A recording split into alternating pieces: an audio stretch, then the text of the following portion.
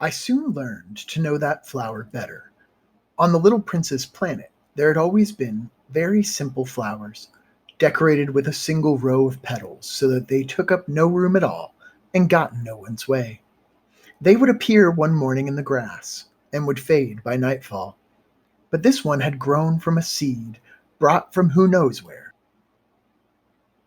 and the little prince had kept a close watch over a sprout that was not like any of the others. It might have been a new kind of baobab, but the sprout soon stopped growing and began to show signs of blossoming. The little prince, who had watched the development of an enormous bud, realized that some sort of miraculous apparition would emerge from it. But the flower continued her beauty preparations in the shelter of her green chamber, selecting her colors with the greatest care and dressing quite deliberately, adjusting her petals one by one. She had no desire to emerge all rumpled like the poppies. She wished to appear only in the full radiance of her beauty. Oh, yes, she was quite vain.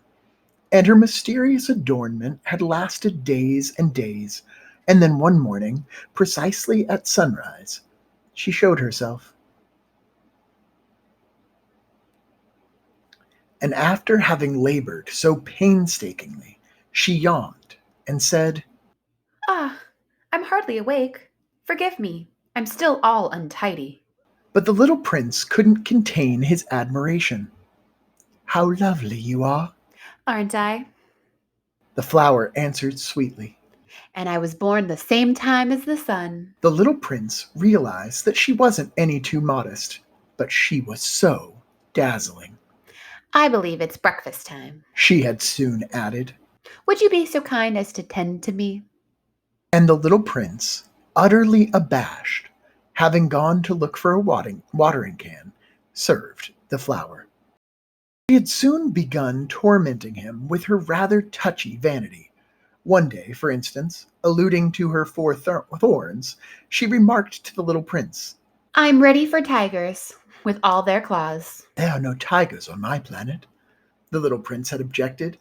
"And besides, tigers don't eat weeds," I'm not a weed. the flower sweetly replied. "Forgive me." I am not at all afraid of tigers, but I have a horror of drafts. You wouldn't happen to have a screen? "A horror of drafts? That's not a good sign for a plant," the little prince had observed.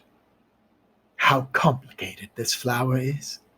After dark, you will put me under glass. How cold it is where you live. Quite uncomfortable. Where I come from. But she suddenly broke off. She had come here as a seed. She couldn't have known anything of other worlds. Humiliated at having let herself be caught on the verge of so naive a lie, she coughed 2 or 3 times in order to put the little prince in the wrong. That screen? "I was going to look for one, but you were speaking to me."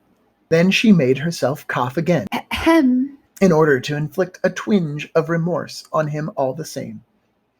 So the little prince, despite all the goodwill of his love, had soon come to mistrust her.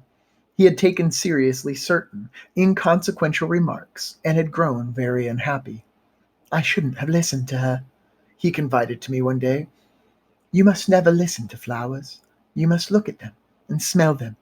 Mine perfumed my planet, but I didn't know how to enjoy that. The business about the tiger claws, instead of annoying me, ought to have moved me." And he confided further, "In those days, I didn't understand anything. I should have judged her according to her actions, not her words. She perfumed my planet and lit up my life. I should never have run away. I ought to have realized the tenderness underlying her silly pretensions. Flowers are so contradictory, but I was too young to know how to love her."